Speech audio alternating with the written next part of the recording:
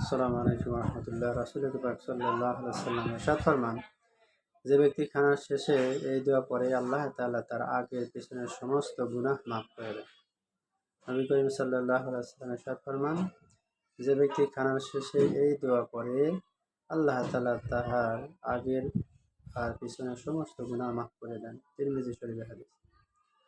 বিসমিল্লাহির রহমানির রহিম। আলহামদুলিল্লাহিল্লাযী أطعمني هذا الطعام ورزقنيه من غير حول مني ولا قوة.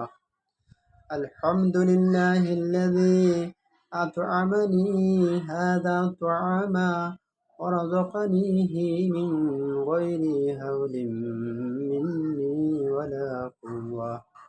الحمد لله الذي أطعمني هذا الطعام ورزقنيه من غير حول مني ولا قوة. আল্লাহ তাআলা আমাদেরকে আমল করার মতো তৌফিক দান করেন।